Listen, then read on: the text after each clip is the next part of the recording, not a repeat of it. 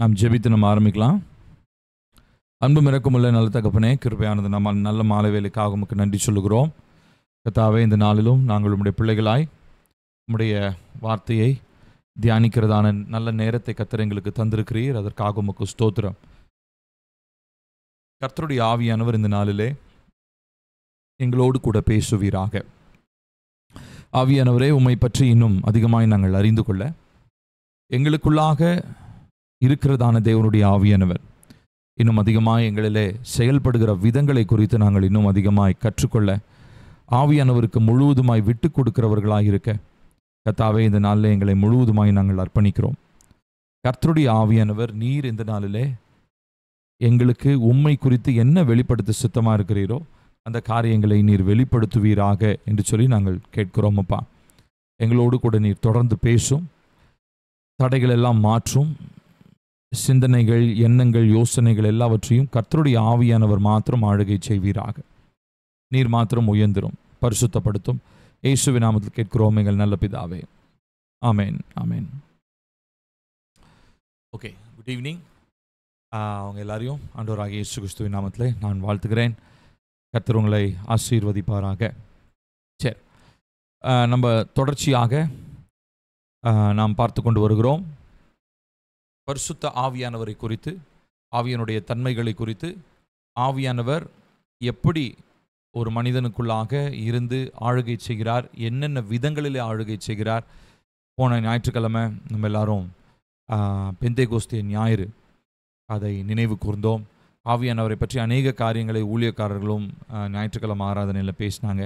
நீங்கள் live stream, maybe சர்ச்சுக்கு வராதவங்க நீங்கள் லைவ் ஸ்ட்ரீம் நீங்கள் கேட்டிருக்கலாம்.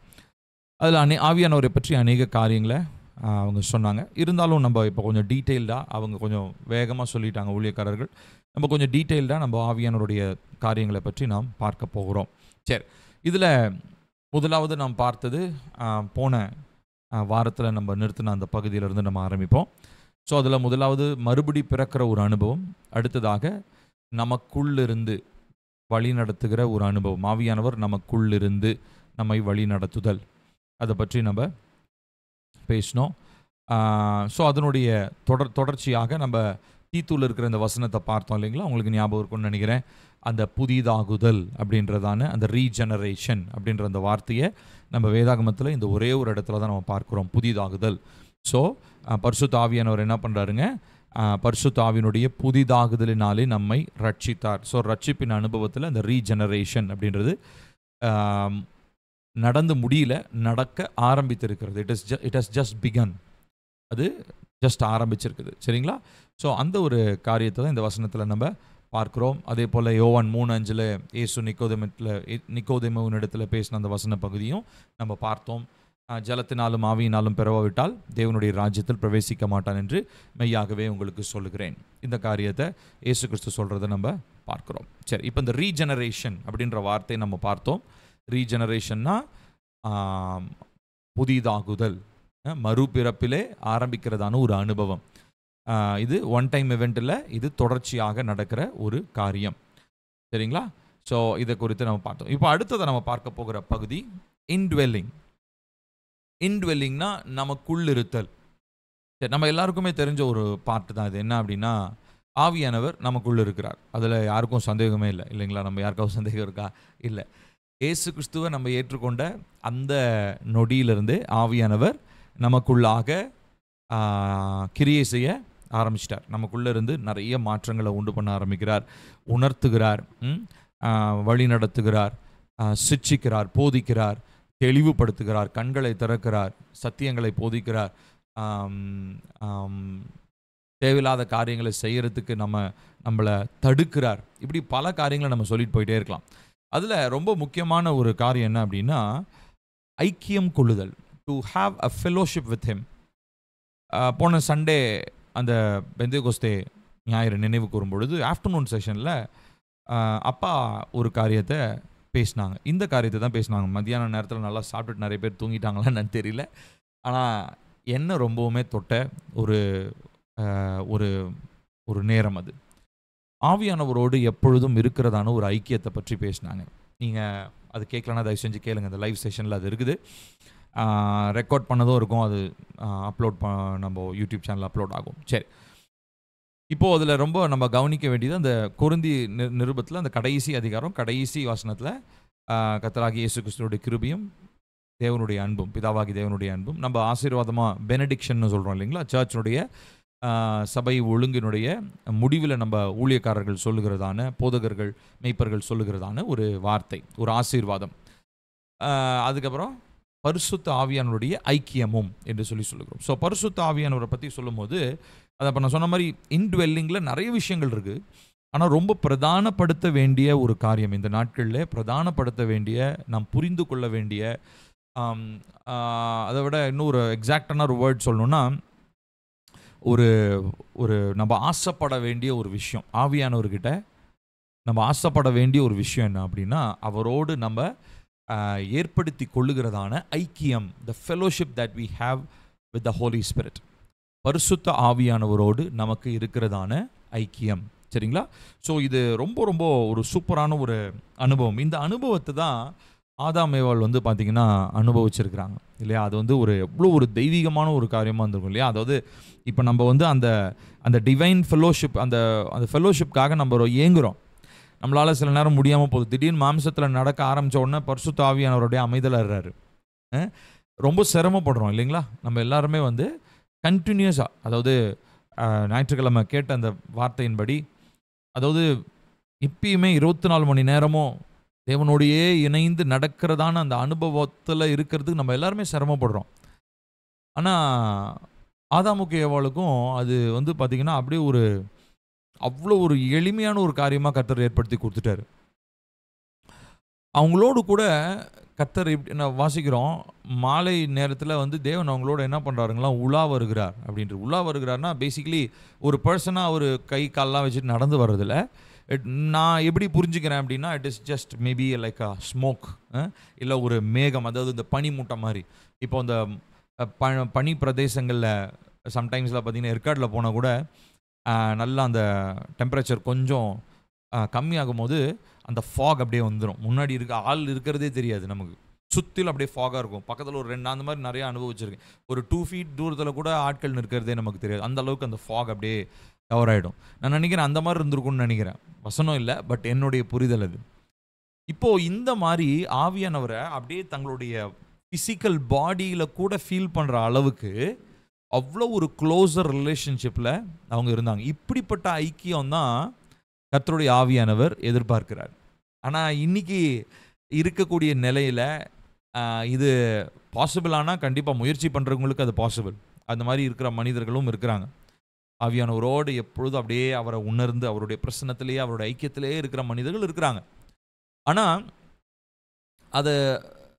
அது சாதாரணமான ஒரு என்ன சொல்கிறது, ஒரு சாதாரண ஒரு கிறிஸ்தவ வாழ்க்கை வாழ்ந்துட்டு ஒரு ஜஸ்ட் ஒரு 1 hour ஜோம் பண்ணிட்டு, இல்லை ஒரு 10 நிமிஷம் பைபிள் படிச்சுட்டு, இல்லை ஜஸ்ட் ஒரு வாரத்துக்கு சர்ச்சுக்கு போகிறனால, இந்த மாதிரி ஒரு என்ன சொல்கிறது, கிறிஸ்தவ சடங்குகள்னு வச்சுப்போமே, அந்த மாதிரி காரியங்களை செய்கிறனால நம்ம ஆவியானவரோட அப்படிப்பட்ட ஐக்கியத்தில் நம்ம வர முடியாது. ஏன்னா ஒன்று நல்லா புரிஞ்சுக்கோங்க, ஆவியானவர் நமக்குள்ளாக இருந்து நம்முடைய ஆவியோடு இணைந்து நமக்குள்ளே செயலாற்றணும்னு விரும்புகிறார் இல்லைங்களா? ஸோ அப்போ அவர் செயலாற்றணும்னு விரும்பும் பொழுது அதில் ஒரு முக்கியமான ஒரு காரியத்தை நான் புரிஞ்சுக்கொள்ளணும். என்ன அப்படின்னா, என்னுடைய மாம்சத்தில் இருக்கிறதான நிறைய பலவீனங்கள், என்னுடைய மாம்சத்தில் இருக்கிறதான நிறைய தடைகள், என்னுடைய மாம்சத்தில் நான் விட வேண்டிய ஒரு சில பழக்க வழக்கங்கள் மாதிரி வச்சுப்போமே, இந்த மாதிரி நிறைய காரியங்களை ஆவியானவர் என்கிட்ட உணர்த்திட்டே தான் இருக்கிறார். இப்போ இந்த விஷயத்தில் நான் சரி செய்து கொள்ளவில்லை அப்படின்னு சொன்னால் ஆவியானவரோடு இந்த நெருக்கமான உறவை என்னால் ஏற்படுத்தி கொள்ள முடியாது.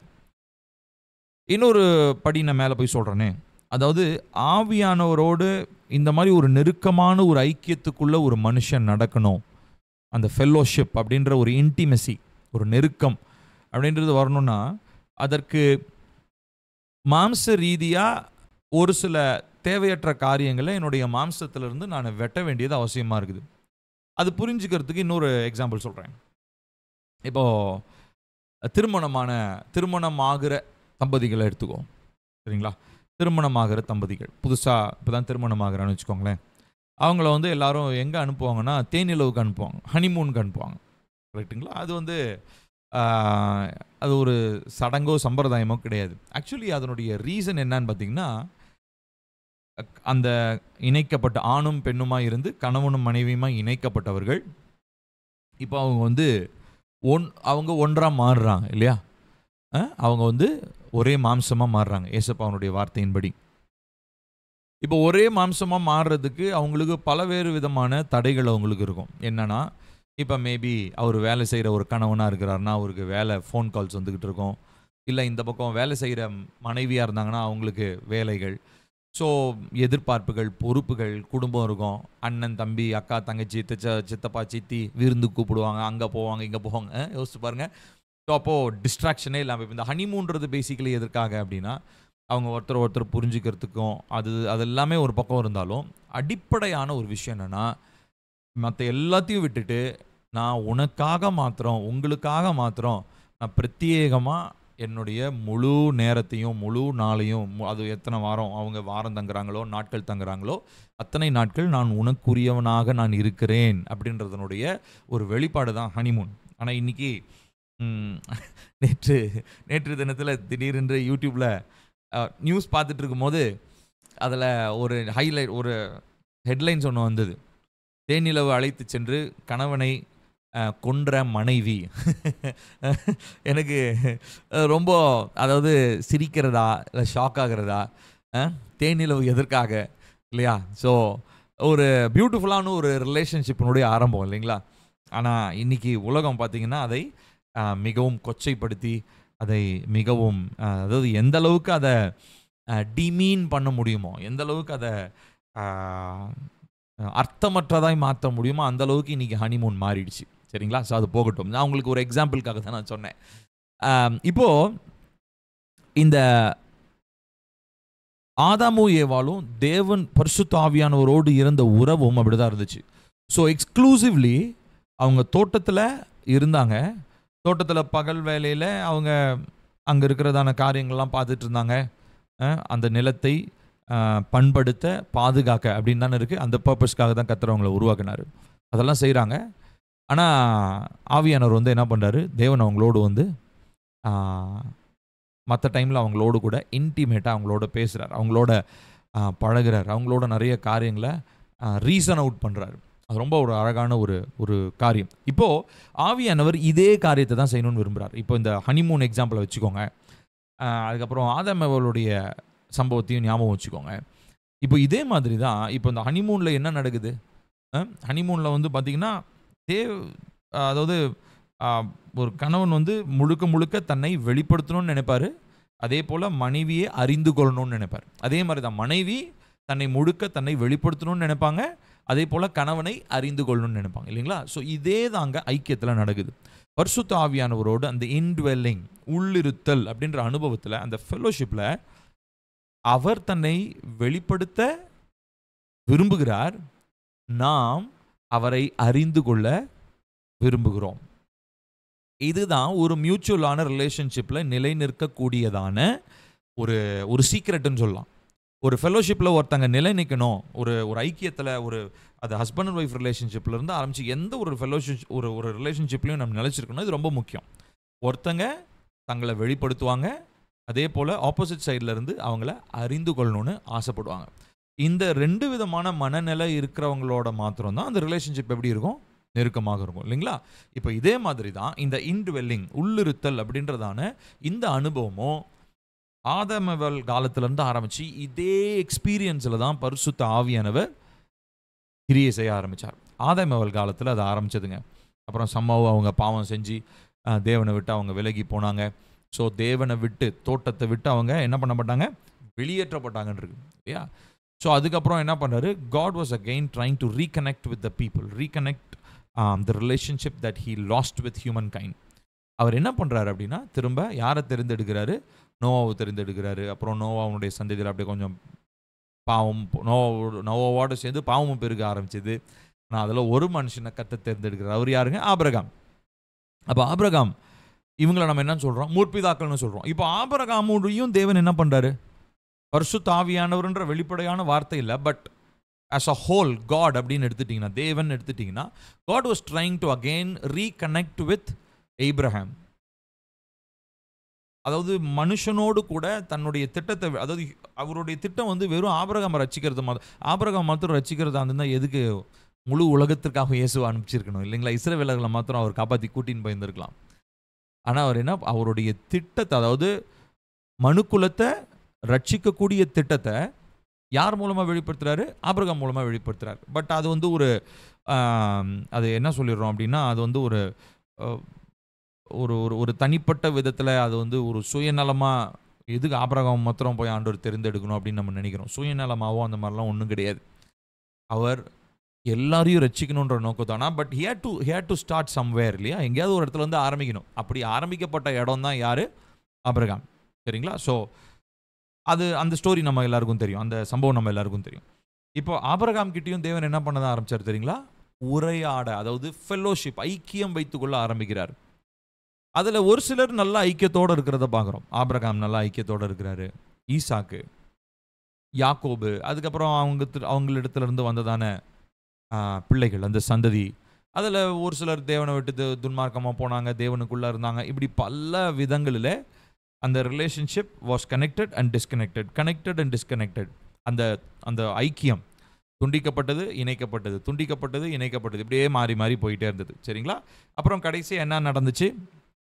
கர்த்தர் இந்த விஷயத்துக்கெல்லாம் ஒரு முடிவு கட்டணுண்டா அப்படின்னு சொல்லிட்டு அடுத்த ஒரு ஐடியா ஒன்று மோசேக்கு கொடுக்குறார். அந்த ஐடியா தான் என்னதுங்க? ஆசரிப்பு கூடாரம். ஸோ ஆசரிப்பு கூடாரன்றது என்னது? அங்கே மக்கள்லாம் வந்து பயந்துட்டு நடுங்கிட்டு இருக்கணுன்றதுக்காக ஆசரிப்பு கூடாரத்தை கொடுக்கல. இல்லை அங்கே வந்து பலி செலுத்தி அந்த இடம் ஃபுல்லாக ரத்த கலரி ஆக்கணுன்றதுக்காகவும் கொடுக்கல. அப்போது ஆசரிப்பு கூடாரம் எதுக்காக கொடுக்கப்பட்டுச்சுன்னா, தேவன் வாசம் செய்கிற இடம். அதாவது தேவன் இஸ்ரவேலர்களோட, தேவன் தன்னுடைய தெரிந்து கொள்ளப்பட்ட உடன்படிக்கையின் பிள்ளைகளோட ஐக்கியம் கொள்ளுகிற ஒரு இடமாக தான் ஆசரிப்பு கூடாரம் பார்க்கப்பட்டுச்சு. ஆனால் இவங்க அதை ஒவ்வொருத்தரும் ஒவ்வொரு விதத்தில் இன்டர்பிரட் பண்ணாங்க, ஒவ்வொருத்தரும் ஒவ்வொரு விதத்தில் புரிஞ்சுக்கிட்டாங்க. ஐயோ, அதாவது பரிசுத்தம் இல்லாமல் நான் போனேன், நான் செத்து போயிடுவேன், ஆசரிப்பு கூடாரம் பக்கத்தில் போனால் நான் தொடக்கூடாது, லேவியர்கள் அஃப்கோர்ஸ் இது தேவன் கொடுத்த நியமனங்கள் தான். ஆனால் ஏன் அதை கொடுக்குறாரு? ஏன்னா அது அவருடைய சுபாவம். ஹோலினஸ், பரிசுத்தம் என்பது அவருடைய சுபாவம். பரிசுத்தம் இல்லாமல் ஆசரிப்பு கூடாரத்துக்குள்ளே போக முடியாது. அப்போது எதுக்காக அவர் கொடுக்குறாருன்றதை நம்ம புரிஞ்சுக்கணும். எதுக்காக? he was trying to again re-accomplish the fellowship that he lost. Our தொலைக்கல, that Adam and Eve lost. ஆதாமும் ஏவாளும் தொலைத்து போட்ட அந்த உறவை திரும்ப ஆசரிப்பு கூடாரத்தின் மூலமாக அவர் என்ன பண்ணணும்னு நினைச்சாரு? நிறைவேற்றணும்னு நினைச்சார். அப்போ நான் இது வரைக்கும் சொன்னது புரிஞ்சுதுங்களா? ஓகே. ஸோ ஆசரிப்பு கூடாரம் இருந்துச்சு. ஆசரிப்பு கூடாரத்தில் அடுத்து அது வந்து தேவாலயமாக மாறுனுச்சு. அப்புறம் தேவாலயத்திலேருந்து அதுக்கப்புறம் தேவாலயம் இருக்கிற அந்த ஃபுல்லாக ஒரு 2000 years ஹிஸ்ட்ரி நமக்கு தெரியும். அதுக்கப்புறம் ஆண்டவராகிய இயேசு கிறிஸ்து வந்தார். அவர் வந்து என்ன சொல்கிறாரு? இந்த ஆலயத்தைன்னு தன்னுடைய பாடியை சொல்லி, இந்த ஆலயத்தை இடித்து போடுங்கள், இதை 3 நாட்கள் எழுப்புவேன்றாரு.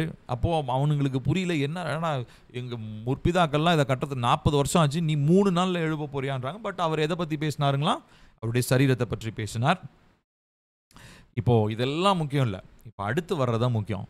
இப்போது அவர் விட்டு சென்றதான அந்த உறவை திரும்ப கண்டினியூ பண்ணுறதுக்கு திருத்துவத்தில் 3ஆம் நபராக இருக்கிறதான பரிசுத்த ஆவியானவரை இந்த பூமிக்கு அவர் அனுப்புகிறார்.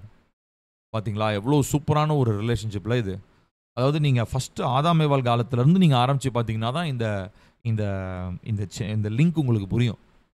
பல விதங்களில் ஆதாம் ஏவாள் கிட்ட தொலைத்த அந்த உறவை அகெயின் அண்ட் அகெயின் திரும்ப அவர் என்னுடைய பிள்ளைகளோட, என்னுடைய மக்களோட நான் கனெக்ட் பண்ணணும், அவங்களோட ஐக்கியம் கொள்ளணும் அப்படின்னு விரும்புகிற தேவன் கடைசியாக அதை யார் மூலமாக எஸ்டாப்ளிஷ் பண்ணுறாருங்க? யார் மூலமாக அதை நிறைவேற்றுறாரு?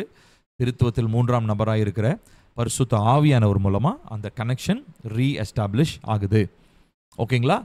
ஸோ இந்த காரியத்தை ஆக்சுவலி ஞாயிற்றுக்கிழமை சகோதரர் பிரதர் ராஜா அவங்களுடைய ஃபர்ஸ்ட் பார்ட்டில் அவங்க பேசினாங்க. நீங்கள் எத்தனை பேர் இதை கவனிச்சிங்கன்னு தெரியல.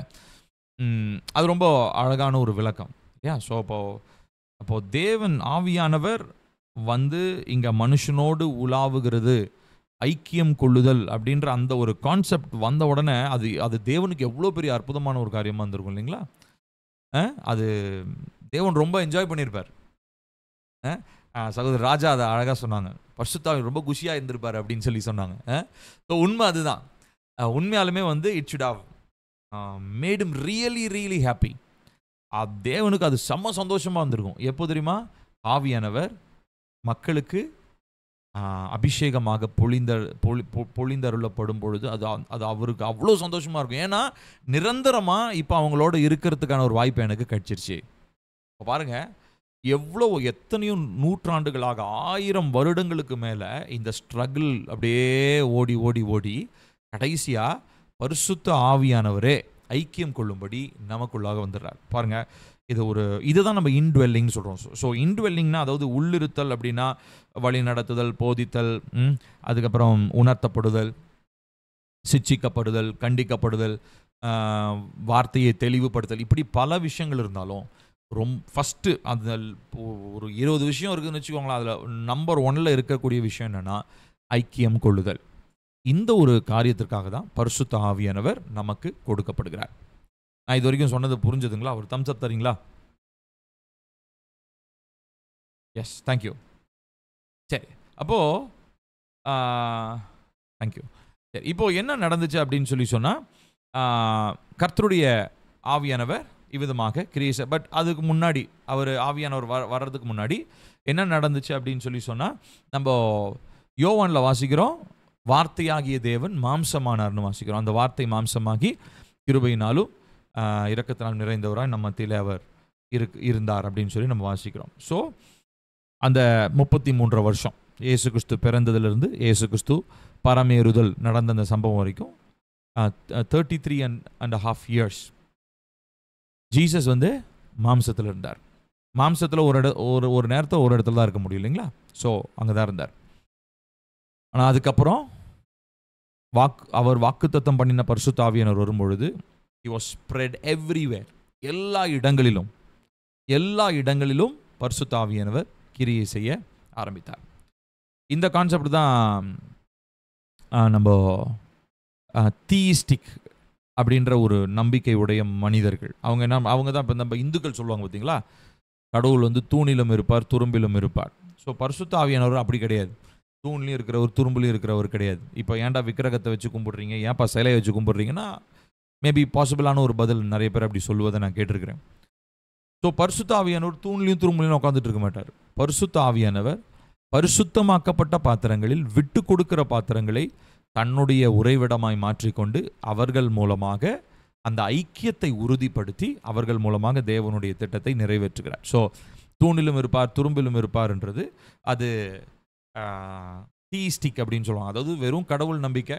அதுவும் இந்த பாலிதீயிசம் அப்படி, அதாவது பலவிதமான கடவுள்கள் இருக்கிறார்கள். இப்போ நம்ம இந்தியாவில் எடுத்துட்டோம்னா 33 கோடி தேவர்கள்னு சொல்லப்படுற அந்த நம்பிக்கையுடைய மனிதர்கள்கிட்ட அந்த மாதிரி வார்த்தைகளை நம்ம எதிர்பார்க்கலாம். ஆனால் பரிசுத்த ஆவியானவர் தூணில் இருப்பார், துரும்பில் இருப்பார்லாம் நம்ம சொல்லக்கூடாது. It is totally falls.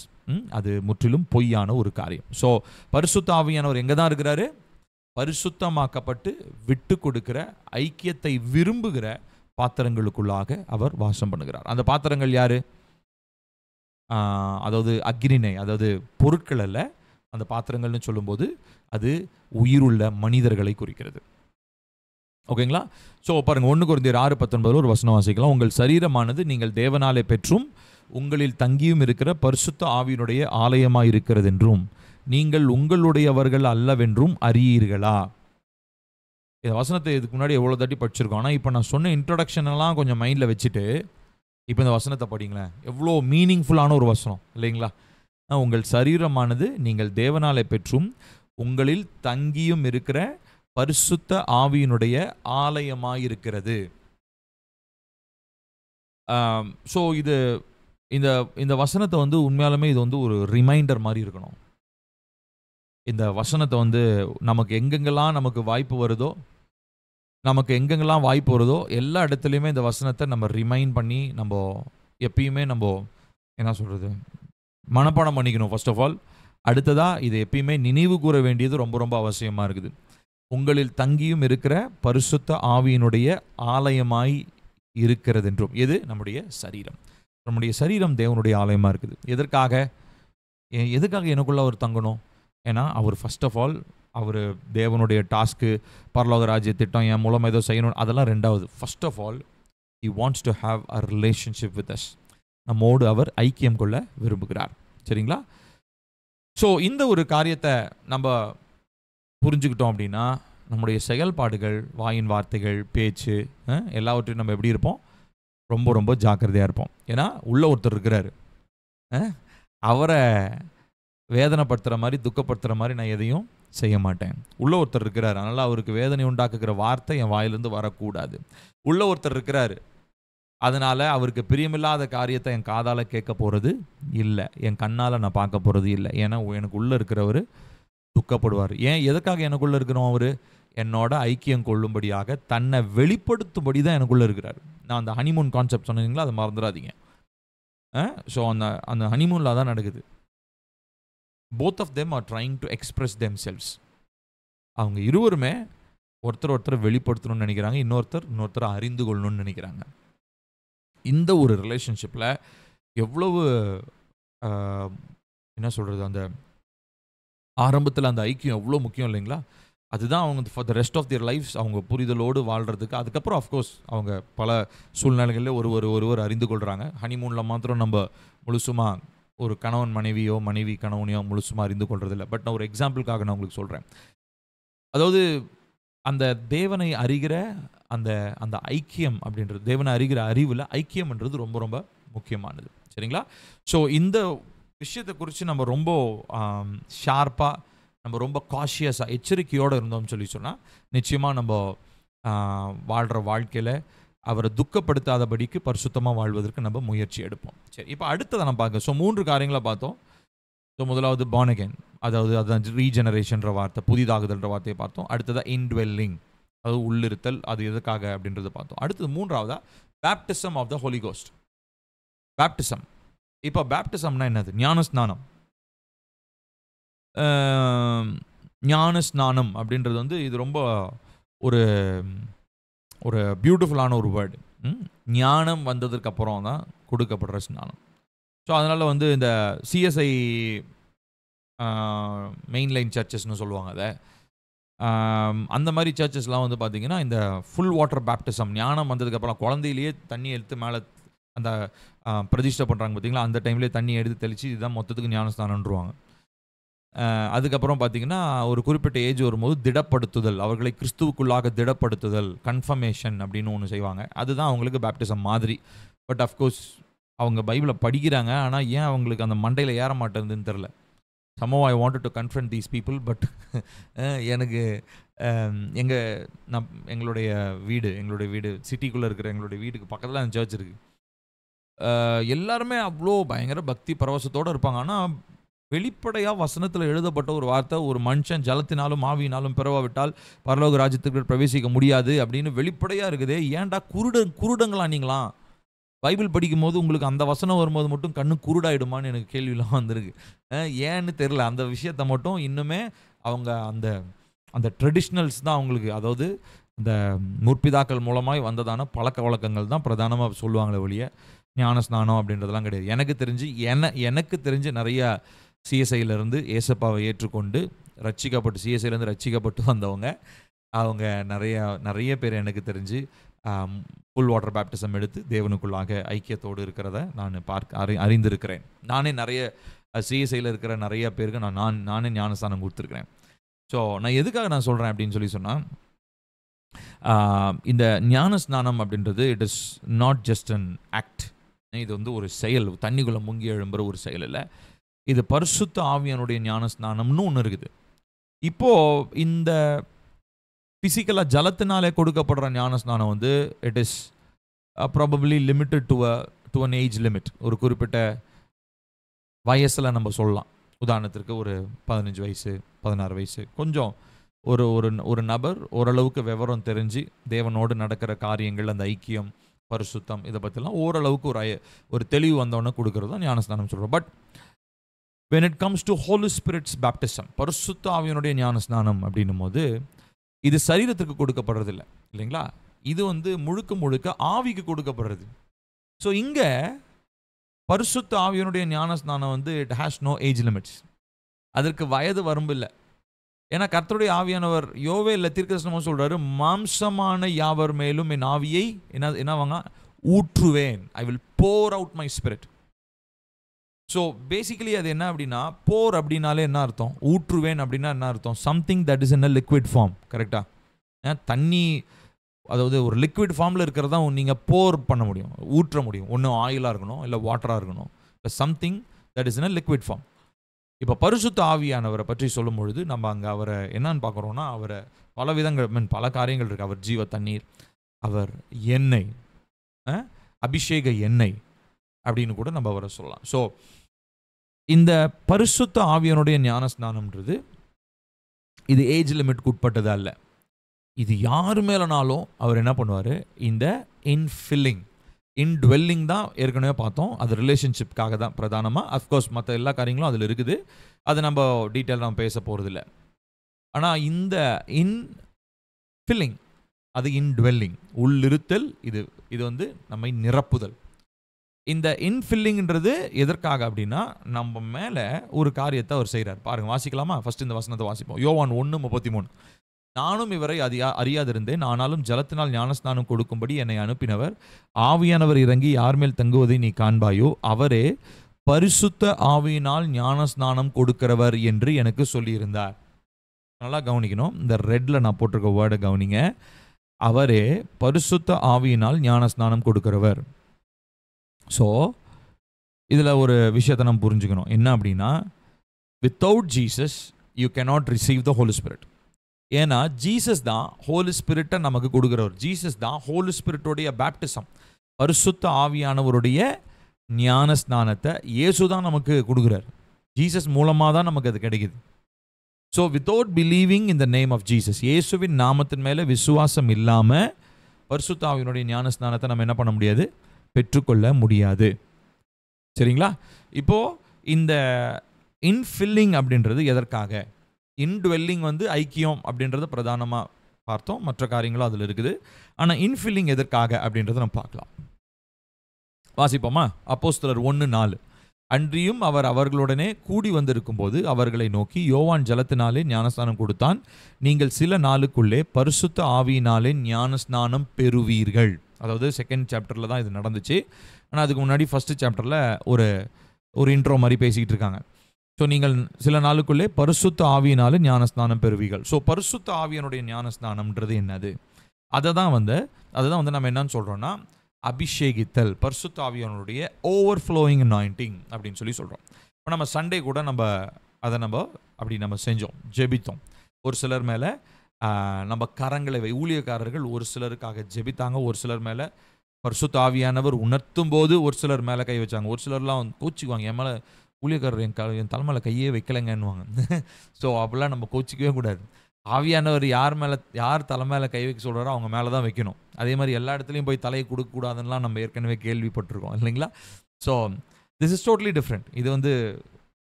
இது வேற ஒரு காரியம். இங்கே ஆவியினாலே அபிஷேகிக்கப்பட்ட மனிதர்கள் அபிஷேகத்தை என்ன பண்ணுறாங்க அப்படின்னா, they are pouring out on someone. இப்போ என் கையில் ஒரு பாத்திரம் இருக்குன்னு வச்சுக்கோங்க, அந்த பாத்திரத்தில் ஃபுல்லாக எண்ணெய் இருக்குது. இப்போ இந்த எண்ணெயினால் நான் நிரப்பப்பட்டு வழிந்து கொண்டே இருக்கிறேன். சரிங்களா? என் கையில் ஒரு பாத்திரம் இருக்குது, என் மேலே அந்த எண்ணெயின் அபிஷேகம் ஊற்றப்பட்டு கொண்டே இருக்கிறது, என் மேலே அப்படியே ஓவர்ஃப்ளோ ஆகுது. இப்போ என் கையில் இருக்கிற அந்த பாத்திரத்தை எடுத்து நான் அப்படியே உங்கள் மேலே நான் ஊற்றும் போது அது என்ன ஆகுது, உங்கள் மேலேயும் ஊற்றப்படுது. இப்போ உங்கள் மேலே ஊற்றப்பட்ட உடனே இப்போ மேலேருந்து வர்ற ஓவர்ஃப்ளோ இப்போ உங்களையும் நினைக்குது. இப்போ உங்ககிட்ட இருந்து அந்த ஓவர்ஃப்ளோ, நீங்கள் அந்த ஓவர்ஃப்ளோ அனுபவத்தில், அந்த அபிஷேகத்தின் தொடர்ச்சியான அனுபவத்தில் நீங்கள் இருக்கும்போது அது உங்களிடத்திலிருந்து இன்னொரு நபருக்கு, நீங்கள் யாருக்கு அந்த அபிஷேகத்தை ஜெபித்து மற்றவங்களுக்கு கொடுக்கணும்னு ஆவியானவர் சொல்லி நீங்கள் கொடுக்குறீங்களோ அவங்களுக்கு அந்த அபிஷேகம் போகும். இந்த மாதிரி தேவ மனிதர்களிடத்திலிருந்து நாம் அபிஷேகத்தை என்ன பண்ண முடியும், பெற்றுக்கொள்ள முடியும். நீங்கள் அப்போஸ்தலர் நடபடிகள் ஃபுல்லாக அப்படி தான் இருக்கும். நீங்கள் கவனிச்சு பாருங்கள், தேவ மனிதர்கள் இன்னொருத்தவங்களுக்காக ஜெபம் பண்ணுறாங்க, அவங்க தலைமையில கையை வைக்கிறாங்க, அவங்க அபிஷேகத்தை பெற்றுக்கொள்கிறாங்க. அப்போஸ்தலனாகிய பவுல், அவருக்கு தலைமையில கை வச்சு ஜெபம் பண்ணவர் யாருங்க, அனனியான்ற ஒரு சீஷன். பாருங்க, இது நான் எதற்காக சொல்ல வரேன் அப்படின்னா, இந்த இன்ஃபில்லிங் அப்படின்றது இது வெறுமனே ஒரு மனுஷன் தலைமையில் ஆவிக்குரிய மனுஷன் தலைமையில் கை வைக்கிறதுனால மாத்திரம் இல்லை. அப்படின்னா ஃபிசிக்கலாக யாராவது ஒருத்தர் அபிஷேகம் பெற்றவங்களா இருக்கிறாங்களா அப்படின்னு தேடி ஓடிட்டு இருக்க வேண்டியதாக இருக்கும். Of course it is just a beginning. அது வந்து ஒரு ஆரம்பம் தான். ஆனால் அந்த இன்ஃபில்லிங்ன்றது வெறுமனே ஒவ்வொரு தடவையும் யாராவது தலைமையில் கை வச்சுருக்கணுன்றதுக்கான அர்த்தம் கிடையாது. இன்ஃபில்லிங்னா என்னை வெளியிலிருந்து ஆவியானவருடைய ஒரு தொடுதலை என்னுடைய ஆவி ஆத்துமா சரீரத்தில் நான் உணருதல். புரியுதுங்களா? இன்ஃபில்லிங், பேப்டிசம், ஞானஸ்நானம்னா அதுதான். ஸோ நிறைய பேர் இதை விரும்பவே மாட்டாங்க. நிறைய பேர் வந்து லைக் எப்படி சொல்லலாம்,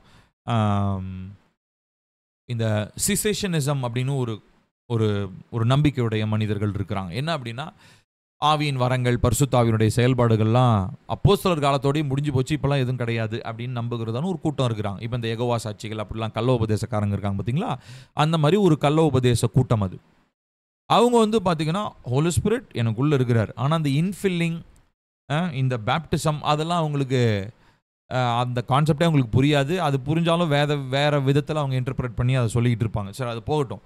ஆனால் நான் என்ன சொல்ல வரேன்னா, நம்ம ஒவ்வொருத்தருமே இந்த இன்ஃபில்லிங், அதாவது பரிசுத்த ஆவியானவர் நம்மை நிரப்புகிற இந்த அனுபவத்தில் நம்ம எல்லாருமே ஒரு மனிதனை தேடி ஓடணுன்றது ஒரு அவசியம் இல்லை. ஆவியானவருக்கு அவைலபிளாக நம்ம நேரத்தை கொடுத்து நம்ம ஒப்பு கொடுத்து நம்ம அவருடைய சமூகத்தில் காத்திருந்து ஜெபித்தோனாலே போதும், ஆவியானவர் நம்மளை என்ன பண்ணுறாருங்க, நிரப்புகிறார். அதுவும் முக்கியமாக நம்ம 50 days நம்ம முந்தானயத்தோடு நம்ம முடித்தோம் இல்லைங்களா, 50 days of praying in the holy spirit. அப்படிப்பட்ட நேரங்கள், ஆவியில் நிரம்பி ஜெபிக்கிற நேரங்களை இந்த இன்ஃபில்லிங் அனுபவம், அந்த ஞான ஸ்நானம், அதாவது ஒரு மனுஷனுக்கு அந்த baptism of the Holi Ghost, பரிசுத்தாவினுடைய அந்த ஞான ஸ்நான அனுபவத்தை நம்ம தினந்தோறும் பெற்றுக்கொள்ள முடியும். தினந்தோறும் ஆவியில் நிரம்பி ஜெபிக்கிற ஒரு அனுபவம் இருக்கும்போது ஒரு மனிதனுடைய ஆவி ஆத்மா சரீரம் என்ன ஆகுதுங்க, பரிசுத்த ஆவியினாலே ஒரு ஒரு ஞானஸ்நானத்தை பெற்றுக்கொள்கிற ஒரு அனுபவத்துக்குள்ளாக நம்ம நுழைகிறோம். நான் சொல்கிறது உங்களுக்கு புரியும்னு நினைக்கிறேன். சரிங்களா? So it all started with Jesus. இயேசு கிறிஸ்துவை விசுவாசிக்கிற அந்த தருணத்திலிருந்து ஆரம்பித்தது. And it is still continuing through the work of the holy spirit. பரிசுத்த ஆவியினுடைய செயல்பாடு மூலமாக இன்றும் நிறைவேறி கொண்டிருக்கிறது. சரிங்களா? ஸோ பேப்டிசம்னுடைய அர்த்தம் போட்டிருக்கேன் பாருங்கள். பேப்டிசம் அப்படின்னா என்னென்னா, ஏதோ ஒரு காரியத்தினாலே நான் மூழ்கப்படுதல், இல்லை என்னை வளைத்து கொள்ளுதல். இப்போ வாட்டர் பேப்டிசம்னு அர்த்தம், தண்ணியில் நான் மூழ்கிட்டேன்னு அர்த்தம். என்னை சுற்றி தண்ணி தான் இருக்குது, உச்சந்தலேருந்து உள்ளங்கால் வரைக்கும் என்னை சுற்றி என்ன தான் இருக்குது, தண்ணி தான். ஸோ அதான். ஸோ அப்போது இங்கே பரிசுத்த ஆவியினுடைய அபிஷேகம் அப்படின்னா என்ன அர்த்தம், பரிசுத்த ஆவியினுடைய நிறைவு என் மேலே, என்னை சுற்றி, எனக்குள்ள, எனக்கு வெளியில், எல்லா இடத்துலையுமே ஆவியானவருடைய அந்த அபிஷேகம். அதாவது அபிஷேகம்னா அதை எப்படி புரிஞ்சுக்கலாம்னா, ஃபிசிக்கலாக அது ஒரு ஆயில்னு வச்சுக்கோங்க. அபிஷேகம்னா பொதுவாக ஆயில் தான் குறிக்குது. ஆயில் டு பி அனாயிண்டட் அப்படின்னா நீங்கள் ஏன்னா பழைய ஏற்பாட்டில் அபிஷேகிக்கப்பட்ட இப்போ தாவீது சாமுவேலால் அபிஷேகப்பட்டார்னா அவங்க தலைமையில் எண்ணெயை ஊற்றுறது, வார்ப்பித்தல். ஆக்சுவலி அபிஷேகத்தினுடைய சரியான தமிழ் வார்த்தை வந்து பார்த்தீங்கன்னா வார்ப்பித்தல் அப்படின்றது தான் சரியான தமிழ் வார்த்தை. அபிஷேகம்ன்றது ஒரு சமஸ்கிருத வார்த்தை. ஸோ அந்த வார்ப்பிக்கப்படுகிற ஒரு அனுபவம், இது பரிசுத்த ஆவியானவரால் நமக்கு உண்டாகிற ஒரு அனுபவமாக இருக்கிறது. ஓகேங்களா? ஸோ இந்த பேப்டிசமில் நடக்கிற ஒரு காரியம் என்ன பாருங்கள், 1 கொரிந்தியர் 12:13 வாசிக்கலாம். எல்லாரும் ஒரே ஆவியினாலே ஒரே சரீரத்திற்குள்ளாக ஞானஸ்நானம் பண்ணப்பட்டு எல்லாரும் ஒரே ஆவிக்குள்ளாகவே தாகம் தீர்க்கப்பட்டோம். திரும்ப நிறுத்தி நிதானமாக வாசிக்கலாமா பாருங்கள். எல்லாரும் ஒரே ஆவியினாலே ஒரே சரீரத்திற்குள்ளாக ஞானஸ்நானம் பண்ணப்பட்டு எல்லாரும் ஒரே ஆவிக்குள்ளாகவே தாகம் தீர்க்கப்பட்டார்கள். ஒரே சரீரத்திற்குள்ளாக ஞானஸ்நானம் பண்ணப்பட்டு. ஸோ பரிசுத்த ஆவியானவர் மூலமாக நம்ம என்ன பண்ணப்படுறோமா, இட் இஸ் ஜஸ்ட் என்ன சொல்கிறது, ஒரு இந்த இன்ஃபில்லிங்னு நான் சொல்லுங்களா, அந்த இன்ஃபில்லிங் அனுபவம், இன்டுவெல்லிங், உள்ளே இருக்கிறாரு, என் மேலே நிரப்புறாரு. இது மாத்திரம் இல்லாமல் என்னை இப்போ என்ன பண்ணுறாருங்களா, ஒரே சரீரத்திற்குள்ளாக என்னை இணைக்கிறார். ஸோ இந்த baptism of the Holi ghost, பரிசுத்த ஆவியினுடைய இந்த ஞானஸ்நானம்ன்றது நம்மளை என்ன பண்ணணும், நம்மளை என்ன பண்ண வைக்கணும் அப்படின்னா, நம்மளை சபையோட இணைக்கணும். நல்லா கவனிக்கணும். இங்கே ஒரு முக்கியமான ஒரு விஷயத்தை நான் சொல்ல விரும்புகிறேன். பரிசுத்த ஆவியனுடைய அபிஷேகம் நிறைஞ்ச மனுஷங்க சபையில் இணைஞ்சிருந்தாதான் அந்த அபிஷேகத்தில் நிலைத்திருக்க முடியும். இப்போ நான் சபையை விட்டு நான் தூரம் போகிறேன், இல்லை சபைக்கு எனக்கும் தொடர்பே இல்லை அப்படின்னா, the anointing that you carry is not the anointing of the Holy Ghost. You should check your anointing. ஏன்னா பரிசுத்த ஆவியினுடைய அபிஷேகம் ஒரு மனுஷனை நிரப்புதுன்னா, it is supposed to keep you one with the body of Christ. பரிசுத்த ஆவியினுடைய அபிஷேகம் உங்களை நிரப்பும் போது உங்களை கிறிஸ்துவின் சரீரமாகிய சபையோடு இணைச்சு வச்சிருக்கிறதா தான் இருக்கணும். அதுதான் உண்மையான ஜென்யூனான பரிசுத்த ஆவியினுடைய அபிஷேகம். சரிங்களா? இப்போ பாருங்க, ஒரே என்ன சரீரம்? அங்கே சரீரம்னா எதை பற்றி சொல்லப்படுது? சரீரத்துக்கான வேற ஏதாவது ரெஃபரன்ஸ் பைபிளில் இருக்குதா? சரீரம்னாலே நியூ டெஸ்டமெண்ட்ல நீங்கள் சர்ச் மாத்திரம் தான் சொல்ல முடியும், வேற எந்த சரீரமும் கிடையாது. சரிங்களா? சரீரம்னாலே அங்கே எதுதான் பேசப்படுது? ஸ்பிரிச்சுவல் மீனிங் சொல்ல வரேன் நான். சரீரம் நிறைய சரீரங்கள் இருக்கிறது. நிறைய சரீரங்கள்னா சரீரத்தினுடைய விதங்கள், மேனிகள்னு சொல்கிறோம் இல்லையா? அப்போஸ்தலனாகிய பவுல் கொரிந்தில் சொல்லுவார், மிருகங்களுக்கு ஒரு மேனி உண்டு, மச்சங்களுக்கு ஒரு மேனி உண்டு, மனிதர்களுக்கு ஒரு மேனி உண்டு, இந்த மாதிரி சொல்லுவார். அது வந்து நேச்சர் ஆஃப் மேன் ஆந்த்ரோபாலஜின்னு ஒரு ஸ்டடி இருக்குது. பரிசுத்த ஆவியானவருக்கு அடுத்து அதுதான் நம்ம பார்க்க போகிறோம். அதில் வெவ்வேறு விதமான டிஃப்ரெண்ட் டைப்ஸ் ஆஃப் பாடிஸ், வெவ்வேறு விதமான சரீரங்கள் இருக்கிறத நம்ம பார்க்க போகிறோம். அதை நம்ம ஸ்டடி பண்ணலாம்.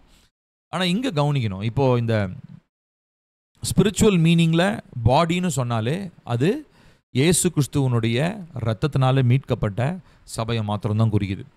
ஸோ பரிசுத்த ஆவியானுடைய அபிஷேகம் உங்களுடைய வாழ்க்கையில் நிரம்புது, அபிஷேகத்தினால் நிரப்பப்படுறீங்க அப்படின்னாலே ஆப்வியஸாக நீங்கள் கிறிஸ்துவின் சரீரமாகிய சபையோடு என்ன பண்ணப்பட்டிருக்கணும்? தொடர்பு வைத்திருக்கணும். தொடர்புனா வெறும் ஞாயிற்றுக்கிழமை சர்ச்சுக்கு வந்துட்டு போகிறது இல்லை. நிறைய பேர் அது கூட பண்ணுறது கிடையாது, அவங்கள விட்டு தள்ளுங்க. ஆனால் சர்ச்சுக்கு வந்துட்டு சும்மா காணிக்க கொடுக்கறது, பாஸ்டரை பார்த்துட்டு போகிறது, இதெல்லாம் கிடையாது. நான் அதை பற்றி சொல்லலை. சர்ச் அதாவது சபையோடு இருத்தல், சரீரத்தோடு இருத்தல்னா என்ன அர்த்தம்னா, சபைக்கு வர்றது மாத்திரம் இல்லை, அதெல்லாம் வந்து அடுத்த ப்ரையாரிட்டி தான். ஜீசஸோடைய ஒரு கான்ஸ்டன்ட் ரிலேஷன்ஷிப், பர்சனல் ரிலேஷன்ஷிப். ரெண்டாவதா கார்பரேட் ரிலேஷன்ஷிப். பர்சனல் ரிலேஷன்ஷிப்னா என்ன அர்த்தங்க? தனிப்பட்ட விதத்தில் நான் பாட்டுக்கு என் ரூமில் உட்காந்து தேவனை தேடுறது, அது ரைட்டு தான், அதுதான் ஃபஸ்ட்டு. ஆனால் ரொம்ப அடுத்தது செகண்ட் இம்பார்ட்டன்ட் திங், அதையும் விட்டுறக்கூடாது. கார்பரேட் ரிலேஷன்ஷிப், இணைந்து சபையாக இணைந்து தேவ பிள்ளைகளோடு இணைந்து தேவனை ஆராதிக்கிறது, தேவனை தேடுறது, தேவனை அறிந்து கொள்வது, தேவனிடத்தில் ஜெபிக்கிறது. ஸோ பர்சனலாகவும் இருக்கணும், கார்பரேட்டாகவும் இணைந்தும் இருக்கணும். ஸோ இந்த இணைந்துன்னு சொல்கிறோம் இல்லைங்களா, இங்கே தான் சரீரம் அப்படின்ற அந்த சபை வருது. So if your anointing is not flowing out from the relationship that you have with the church, your anointing needs to be questioned. உங்களுக்குள்ள இருக்கிறதான அபிஷேகம் சபையோடு இணைக்கப்பட்டிருக்கிற உறவினாலே ஏற்படாமல் வேறொரு விதத்தில் அபிஷேகம் செயல்படுதுன்னா உங்களுடைய அபிஷேகம் சந்தேகமான ஒரு அபிஷேகம். அதை ஆராய்ந்து பார்க்கணும். ரொம்ப ஆபத்தான சூழ்நிலையில் இருக்கிறீங்கன்னு அர்த்தம். புரியுதுங்களா? ஸோ எப்பயுமே அது இப்போ நிறைய பேர் என்ன சொல்லுவாங்கன்னா, எங்கள் சர்ச் சரியில்லைங்கன்னுவாங்க. சர்ச்சில் பித்தலாட்டம் பண்ணுறாங்க, பாஸ்டர் ஏமாத்துறாரு, விசுவாசி ஏமாத்துறாரு, அவங்க ஏமாத்துறாங்க, இவங்க ஏமாத்துறாங்க. You will never find a perfect church. உங்களால் ஒரு பரிபூர்ணமான குற்றமில்லாத ஸ்பாட்லெஸ் அப்படியான ஒரு மனவாட்டியை நீங்கள் எங்கே தேனாலும் கண்டுபிடிக்கவே முடியாது. ஏன்னா every church is in the process of getting consecrated and getting holier day by day. ஒவ்வொரு சபையும் எடுத்தோன்னே பரிசுத்தம் ஆகாது. ஒரு 10 வருஷத்தில் பரிசுத்தம் ஆகிட முடியாது, 50 வருஷத்தில் பரிசுத்தம் ஆகிவிட முடியாது. ஒவ்வொரு சபையும், ஒவ்வொரு ஊழியக்காரர்களும், சபை விசுவாசிகளும் நாளுக்கு நாள் பரிசுத்தத்தை நோக்கி வளர்ந்து கொண்டு தான் இருப்பாங்களே ஒழிய பரிசுத்தமான ஒரு சர்ச்சை போய் நீங்கள் எங்கேயுமே ஃபைண்ட் அவுட் பண்ண முடியாது. எங்கே போனாலும் சபையில் மனுஷங்களுக்குள்ள அங்கே இருக்கிற விசுவாசிங்க அவங்க இவங்க ஏதாவது ஒருத்தர்கிட்ட நமக்கு என்னதான் இருக்கும், கண்டிப்பாக ஒரு குறை பார்ப்போம். இப்போ அந்த மாதிரி நம்ம அவங்ககிட்ட குறை பார்க்குற மாதிரி அவங்களும் நம்மக்கிட்ட குறை பார்ப்பாங்களா இல்லையா? கண்டிப்பாக இருக்கும். ஆனால் இதெல்லாம் காரணமாக வச்சுட்டு இன்றைக்கி நிறைய பேர் I have encountered lot of people. அவங்க என்ன சொல்லுவாங்க, இந்த சர்ச்சு சரியில்லைங்க, அந்த சர்ச்சு சரியில்லைங்க, அந்த சர்ச்சில் ஒழுக்கம் இல்லைங்க, இந்த சர்ச்சு இப்படி ஏமாத்துறாங்க. அதுக்காக ஒழுக்கம் இல்லாத சர்ச்சில் போய் நீங்கள் உட்காருங்கன்னு நான் சொல்லலை. நம்ம ஜெபிக்கணும், நம்மளுடைய சபை எப்படி இருக்குன்னு பார்க்கணும். ஏன்னா நம்மளுடைய சபை மூலமாகவும் நம்மளுடைய அபிஷேகம் இன்ஃப்ளூயன்ஸ் ஆகும். நம்முடைய சபை எப்படி இருக்குதோ அதை பொறுத்து நம்மளுடைய அனாயிண்டிங்களோட இன்ஃப்ளூயன்ஸ் மாறும். சபை பரிசுத்தமாக்கப்பட்டு வார்த்தையின்படி நடக்கிற கீழ்படுகிற சபையாக இருந்தால் அந்த அந்த சபையோடு இணைஞ்சிருக்கிற மக்களுடைய அனாயிண்டிங் அது வந்து பிப்ளிக்கலாக ஸ்ட்ராங்காக பரிசுத்தாவியனுடைய வார்த்தையின்படி இருக்கும். இல்லை சர்ச்சுக்கு போகிறோம், ஆனால் அந்த சர்ச் வந்து கொஞ்சம் வசனத்துக்கு எதிர்மறையாக இருக்கிறாங்க, ஆனால் அபிஷேகம் இருக்குதுன்னா அப்போ அந்த அபிஷேகத்தை நீங்கள் என்கரேஜ் பண்ணக்கூடாது. நம்ம அதை கேள்வி கேட்க, அதை யோசித்து பார்க்க நமக்கு ஒரு அறிவுத்திறன் வேணும். நம்ம அதை யோசித்து பார்க்கணும். ஸோ இந்த நாட்களில் நம்ம என்ன பண்ணணும் அப்படின்னா, கண்டிப்பாக சபையை குறித்து சபையில் நம்ம இணைஞ்சிருக்கிறோம் நல்லது தான், ஆனால் நம்ம சபையிலிருந்து வெளிப்படுகிற அபிஷேகத்தை நம்ம கவனிக்கணும். சரிங்களா? ஏன்னா நம்ம எல்லாருமே அதுலேயும் ஒரு பங்கு வகிக்கிறோம். பர்சனலாகவும் எனக்கு ஒரு அனாயிண்டிங் இருக்குது, கார்பரேட்டாகவும் நான் இணைந்து வரும்பொழுது ஒரு அனாயிண்டிங்கை கர்த்தருடைய ஆவியானவர் வெளிப்படுத்துகிறார். சரிங்களா? எல்லாரும் ஒரே ஆவிக்குள்ளாகவே தாகம் தீர்க்கப்பட்டோம். இப்போ நான் சொன்னது உங்களுக்கு புரிஞ்சதுங்களா? ஒரு தம்ஸ் அப் தரீங்களா? Yes, thank you, thanks. Okay, so இப்போ இந்த ஃபுல்னஸ் அப்படின்றத பார்ப்போம். இங்கே பாருங்க, எபேசியர் 5:18 நம்ம எல்லாருக்கும் தெரிஞ்ச வசனம் தான். துன்மார்க்கத்திற்கு ஏதுவான மதுபான வெறி கொள்ளாமல் ஆவியினாலே நிறைந்து, to be filled with the holy spirit, பரிசுத்த ஆவியானவராலே நிரப்பப்பட்டு அப்படின்றதான ஒரு வார்த்தையை நம்ம வாசிக்கிறோம். ஸோ இதுக்கு முன்னாடி அவர் கம்பேர் பண்ணுறது என்னதுங்க? துன்மார்க்கத்திற்கு ஏதுவான மதுபான வெறி அப்படின்னா என்னன்னா, something that you are doing with your body. உங்கள் சரீரத்தினாலே நீங்கள் செய்கிற ஒரு செயல். எது? குடி போதை, மதுபான வெறி, குடிச்சு வெறிக்கிறது. ஆனால் அடுத்து அவர் சொல்கிறாரு ஆவியினாலே நிறைந்து. அப்படின்னா என்ன அர்த்தம்? அது வந்து இப்போ he is talking about the spirit. It is no more about the body. ஏன்னா ஸ்பிரிட் நம்மளுடைய உள்ளான ஆவியை பற்றி சொல்கிறாரு. இந்த ஆவியில் ஆவியானவர் நிரம்பிட்டார்னா அவர் உள்ளிருந்து அவர் நீங்காத ஒரு நீரூற்றாக, பொங்கி எழும்புகிற ஒரு நீரூற்றாக நமக்குள்ளிருந்து அவர் வெளிப்பட்டு கொண்டே இருப்பார். ஸோ நம்ம ஏற்கனவே இந்த ஆவியை ஆராய்தல், இன்வெஸ்டிகேட்டிங் த ஸ்பிரிட், அதில் நம்ம ஏற்கனவே பேசியிருக்கோம். 3 நாட்கள் பேசணும் இல்லைங்களா? லாஸ்ட் மந்த் அதில் நம்ம பார்த்தோம், ஆவியானவர் கண்ட்ரோல் எடுத்துட்டார்னா அவர் நம்முடைய ஆத்மாவையும் கண்ட்ரோல் பண்ண ஆரம்பிக்கிறாரு. அடுத்தா நம்முடைய சரீரத்தையும் அவர் என்ன பண்ணுறாருங்க? பரிசுத்தப்படுத்தி ஆளுகை செய்ய ஆரம்பிக்கிறார். ஸோ இதுதான். ஸோ எய்தர் பாடியில், அதாவது வெளிப்பிரகாசம், ஸோ ஆவி ஆத்மா சரீரம் சொன்னேன் இல்லைங்களா? சரீரத்தில் நீங்கள் மதுபான வெறி கொண்டு ஆத்மாவை கரைப்படுத்தி உங்களுடைய ஆவி கெட்டு போகலாம். இல்லைன்னா ஆவியினாலே நீங்கள் நிறைந்து உங்கள் ஆத்மாவிலே ஒரு மாற்றம் உண்டாகி அதனாலே உங்களுடைய சரீரம் பரிசுத்த பாதையில் நடத்தப்படலாம். ஸோ உள்ளிருந்து இன்ஃப்ளூயன்ஸ் வெளியே போகலாம், இல்லை வெளியிலேருந்து இன்ஃப்ளூயன்ஸ் உள்ளே வரலாம். நீங்கள் தான் அதை டிசைட் பண்ணணும். அது உங்களுடைய கருத்தில் தான் இருக்குது. சரிங்களா? ஸோ இதுதான் நம்ம இன்ஃபில்லிங் அப்படின்னு சொல்கிறோம். சரிங்களா? இந்த ஒரு காரியத்தை ஆண்டவராகிய இயேசு கிறிஸ்து நமக்கு இக்னைட் பண்ணிட்டார். இந்த இக்னிஷன்னு கேள்விப்பட்டிருக்கீங்களா? இக்னிஷன் என்ன அர்த்தம்? ஆரம்பித்தல். To ignite. ஒரு விறகு கட்டை போட்டு அது மேலே பெட்ரோல்லாம் ஊற்றி ரெடியாக இருக்குது. தேவை என்னன்னா ஒரு தீக்குச்சி இல்லையா? பெரிய தீப்பந்தலாம் தூக்கிட்டு வர வேண்டிய அவசியம் இல்லை. It is already there. உடன் பிளாங்க்ஸ் போட்டாச்சு, மேலே பெட்ரோல் ஊற்றியாச்சு, ஜஸ்ட் லிட்டில் ஸ்பார்க். அது பேர் தான் என்ன சொல்கிறோம்னா இக்னிஷன்னு சொல்கிறோம். இப்போ இந்த இக்னிஷன் தான் யாருன்னா ஜீசஸ், இயேசு தான். ஏன்னா இயேசு சொன்ன எல்லா வார்த்தையும், இயேசுனுடைய எல்லா போதனையும் என்னை எப்படி ஆக்கிடுச்சு தெரியுமா? இப்போ பேசிக்கலி அப்போஸ்தலர் நடபடிகள் நடந்தது அதுதாங்க. அப்போஸ்தலர் 2 நடந்தது இல்லைங்களா? 3.5 வருஷமாக அவனுங்க பிரசங்கத்தை கேட்டாங்க பார்த்தீங்களா? ஸோ இப்போ பேசிக்கலாக ஜீசஸ் என்ன தெரியுங்களா பண்ணிட்டாரு? உட்டன் பிளாங்க்ஸை போட்டு, விறகு கட்டைங்களை போட்டு, மேலே பெட்ரோலை ஊற்றி ரெடியாக வச்சுட்டு போயிட்டாரு. இப்போது பரிசுத்த ஆவியானவர் அக்கினி மயமாக வந்த உடனே என்னாச்சுங்க? தீ பந்தமாக வந்தார், தப தபன்னு அப்படியே அக்கினி மழையாக பொழிஞ்சார். இல்லை, சின்ன சின்ன அக்கினி, அது எவ்வளோ சைஸ்லாம் நமக்கு தெரியாது. But somehow we see it as a tongue of fire. அக்கினி மயமான நாவுன்னு இருக்குது. ஸோ ஒரு ஃபயர், அது ஒரு டங் ஷேப்பில் இருந்திருக்கும்னு நினைக்கிறேன். இப்போ இது ஒரு சின்ன ஸ்பார்க்கு தான். இப்போ இது அவங்க மேலே, ஏன்னா ஆல்ரெடி ஏசப்பானுடைய வார்த்தை என்ன பண்ணிடுச்சு? 3.5 வருஷம் பிரசங்கத்தை கேட்டு கேட்டு கேட்டு, ஓமைகளை கேட்டு, ராஜ்யத்தின் சுவிசேஷத்தை கேட்டு ஃபுல்லாக ரெடி ஆகிட்டாங்க. ஆனால் இப்போ இக்னிஷனுக்கு இயேசு கிறிஸ்து என்ன பண்ணுறாரு? பரத்திலிருந்து தேற்றவாளனை அனுப்புகிறார். ஸோ ஒரு பலத்த காற்றுண்டாகி அப்படி இதெல்லாம் அந்த அப்போஸ்தலர் 2 வாசிக்கிறோம். பரிசுத்த ஆவியானவர் அக்கினியாக வருகிறார்.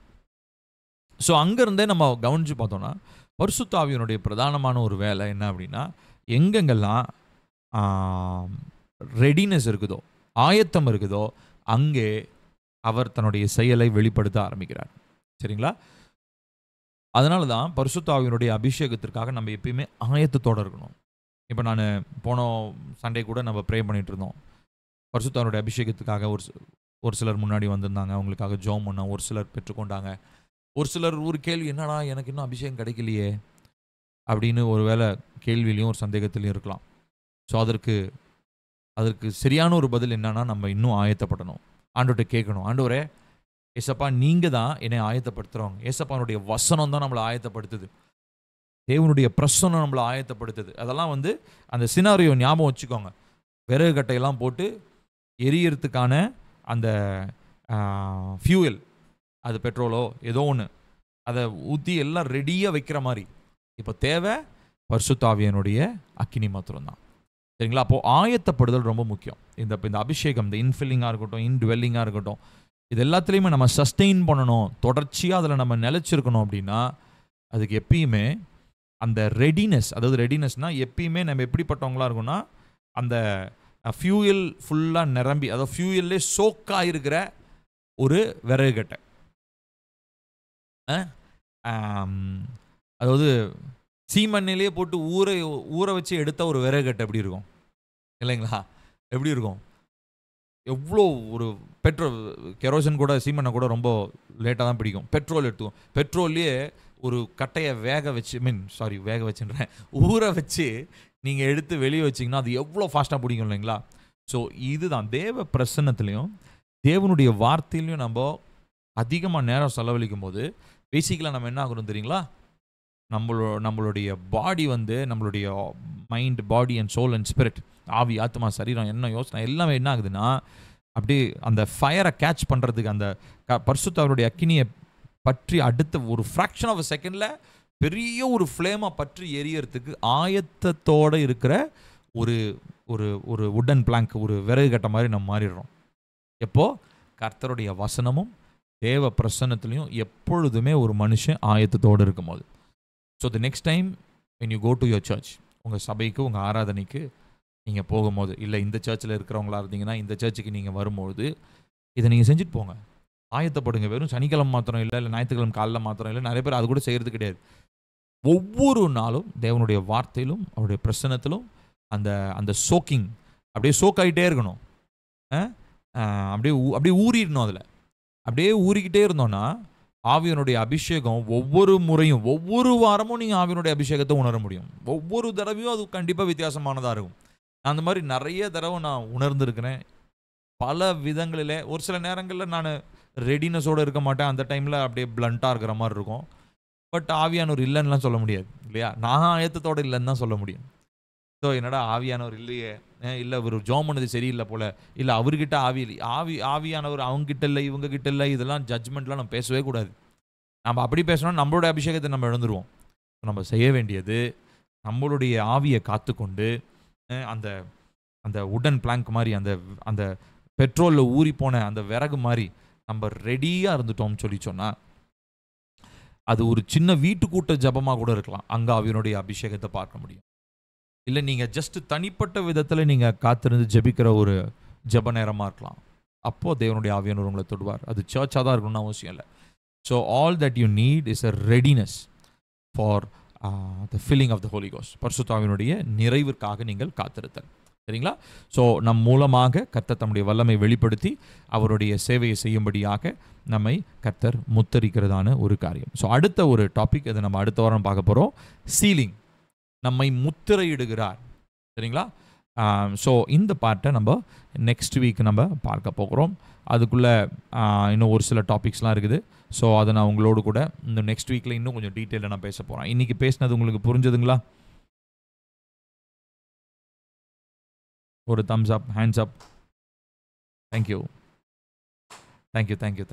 ஓகே, சரி, நம்ம ஜெபிக்கலாமா? ஒரு ஆயுதத்தோடு நம்ம ஜெபிக்கணும். ஒரு வாஞ்சையோடு கேளுங்க. ஆவியானவரே, நான் உங்களுடைய சமூகத்தில் எப்பொழுதும் காத்திருக்கணும். அந்த ரெடினஸ் எனக்கு இருக்கணும். பரிசுத்த ஆவியினுடைய ஞான ஸ்நானத்தை நான் பெற்றுக்கொள்ளணும். ஒருவேளை ஆவியினுடைய அபிஷேகத்தை பெற்றுக்கொள்ளணும்னா நீங்கள் அதுக்காக ஜோம் பண்ணுங்க. யாராவது ஒருத்தங்க தலைமையில் வந்து கை வைக்கணும்னு அவசியம் இல்லை. பர்சனல் ப்ரேயரில் கூட ஆவியானவர் உங்களை தொடுவார். அதற்கு தேவை வந்து ரெடினஸ் தான். அதை மட்டும் நீங்கள் புரிஞ்சுக்கோங்க. அந்த விறகு கட்டை பெட்ரோலில் ஊறின ஒரு விறகு ஞாபகம் வச்சுக்கோங்க. அந்த மாதிரி தான் நம்ம இருக்கணும். அதற்காக நம்ம ஆயத்தத்தோடு இருந்தோம்னா பரிசுத்த ஆவியானவர் நம்மளை எப்பயும் தொடர்றதுக்கு ஆயத்தத்தோடு இருக்கிறார். சரிங்களா? நம்ம ஜெபிக்கலாமா? கண்களை மூடி ஜெபிக்கலாம். அன்பு மிரக்கும் எங்கள் நல்ல தகப்பனே, கிருபையான இந்த நல்ல இரவு வேளை காமுக்கு நாங்கள் நன்றி சொல்கிறோம்ப்பா. இந்த நாளில் பரிசுத்த ஆவியானவரே, நீர் எங்களோடு இருந்து இணைந்து எங்களோடு உறவு கொள்ள விரும்புகிறீர் என்பதையும், எங்களுக்குள்ளாக இருந்து உம்முடைய அபிஷேகத்தினாலே எங்களை நிரப்ப நீர் உண்மை உள்ளவராக இருக்கிறீர் என்பதையும், அபிஷேகத்தினாலே நிரப்பி எங்களை கர்த்தருடைய சேவைக்காக பிரத்யேகமாய் எங்களை நீர் தெரிந்தெடுக்கிறீர் என்பதையும் நாங்கள் அறிந்து கொண்டோம். பரிசுத்த ஆவியானவருடைய ஞான ஸ்நானம் எங்களுக்கு தேவை என்பதை நாங்கள் அறிந்து கொண்டோம். ஆகையினாலே அப்பா, எங்களுடைய அபிஷேகத்தை குறித்து நாங்கள் ரொம்ப ஜாக்கிரதை உள்ளவங்களாக இருக்க, ரொம்ப முக்கியமாக பர்சனலாகவும் நாங்கள் அபிஷேகத்தில் வளர, அதே நேரத்தில் சபை என்கிற சரீரத்தோடையும் நாங்கள் இணைந்து இருக்கணும். அதில் இருந்து வெளிப்படுகிற அந்த அபிஷேகத்திலையும் நாங்கள் பங்கெடுக்கவங்களா இருக்கணும்ப்பா. ஆகையினால அதுலேயும் நாங்கள் நிலைச்சிருக்க கர்த்தர் எங்களுக்கு உதவி செய்யுங்க அப்பா. தொடர்ந்து உங்களுடைய பிள்ளைகள் வசனங்களை வாசிக்கும் பொழுது, தொடர்ந்து சுவிசேஷ வார்த்தைகளை அவங்க வாசிக்கும் பொழுது, கர்த்தருடைய ஆவியானவர் அவங்களோடு கூட பேசுங்க. உங்கள் சமூகத்தில் காத்திருக்கும் பொழுது அந்த ஒரு ரெடினஸ், ஒரு ஆயத்த நிலை அவர்களுக்கு உண்டாகட்டும். நீர் அவர்களை தொட ஆயத்தத்தோடு இருக்கிறீர் என்பதை அறிந்து உங்கள் சமூகத்தில் அதிகமாய் காத்திருந்து உங்களுடைய தொடுதலை பெற்றுக்கொள்ள, பரிசுத்த ஆவியினுடைய அந்த நிறைவை பெற்றுக்கொள்ள அந்த நாளில் இதை என்னோடு கூட இணைந்து ஜெபிக்க போகிற ஒவ்வொருவருக்காகவும் அப்பா நான் ஜெபிக்கிறேன், மன்றாடுகிறேன். ராஜா, கிருபையா இருங்க. உங்களுடைய பிள்ளைகளை நிரப்புங்க, சாட்சியாக நிறுத்துங்க. உமோடு கூட நெருங்கி நடக்கிற அந்த உறவில் இன்னும் அதிகமாக பலப்பட கர்த்தர் உதவி செய்யும். துதியான மகிமையெல்லாம் உமக்கே செலுத்துகிறோம். இயேசுவின் நாமத்தில் கேட்கிறோம் எங்கள் ஜீவனுள்ள நல்ல பிதாவே. ஆமென். நான் உங்களுக்கு ஒரு ஹோம்ஒர்க் மாதிரி ஒன்று தரேன்.